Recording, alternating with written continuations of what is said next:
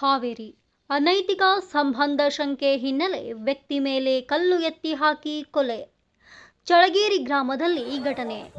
ಅಕ್ಕನ ಜೊತೆ ಅನೈತಿಕ ಸಂಬಂಧ ಶಂಕೆ ಹೊಂದಿದ್ದ ವ್ಯಕ್ತಿಯನ್ನ ತಮ್ಮ ಕಲ್ಲು ಎತ್ತಿ ಹಾಕಿ ಕೊಲೆ ಮಾಡಿರುವ ಘಟನೆ ಹಾವೇರಿ ಜಿಲ್ಲೆಯ ರಾಣೆಬೆನ್ನೂರು ತಾಲೂಕಿನ ಚಳಗೇರಿ ಗ್ರಾಮದಲ್ಲಿ ನಡೆದಿದೆ. ಕೊಲೆಯಾದ ವ್ಯಕ್ತಿಯನ್ನ ಕಾಕೋಳ ಗ್ರಾಮದ ದಿಲೀಪ್ ಬೀರಪ್ಪ ಹಿತ್ತಲಮನಿ ಎಂದು ಗುರುತಿಸಲಾಗಿದೆ. ಕಾಕೋಳ ಗ್ರಾಮದ ದಿಲೀಪ್ ಎಂಬುವವರು ಚಳಗೇರಿ ಗ್ರಾಮದ ರಾಜು ಬಿಳಸನೂರು ಮಠ್ ಎಂಬವರ ಅಕ್ಕನ ಜೊತೆ ಅನೈತಿಕ ಸಂಬಂಧ ಶಂಕೆ ಹೊಂದಿದ್ದರು ಎನ್ನಲಾಗಿದೆ.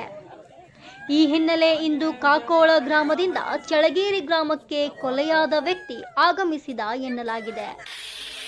ಈ ಸಮಯದಲ್ಲಿ ರಾಜು ಅಕ್ಕನ ಅನೈತಿಕ ಸಂಬಂಧವನ್ನ ಕಣ್ಣಾರೆ ಕಂಡಿದ್ದಾನೆ. ಇದನ್ನ ನೋಡಿ ರೋಷಿ ಹೋಗಿದ್ದ ರಾಜು ಕಲ್ಲು ಎತ್ತಿ ಹಾಕಿದ್ದಾನೆ ಎಂದು ಸ್ಥಳೀಯರು ತಿಳಿಸಿದ್ದಾರೆ. ಇದರಿಂದ ತೀವ್ರ ರಕ್ತಸ್ರಾವದಿಂದ ವ್ಯಕ್ತಿ ಸ್ಥಳದಲ್ಲಿಯೇ ಮೃತಪಟ್ಟಿದ್ದಾನೆ. ರಾಣೆಬೆನ್ನೂರು ಗ್ರಾಮೀಣ ಠಾಣೆಯಲ್ಲಿ ಈ ಕುರಿತು ಪ್ರಕರಣ ದಾಖಲಾಗಿದೆ.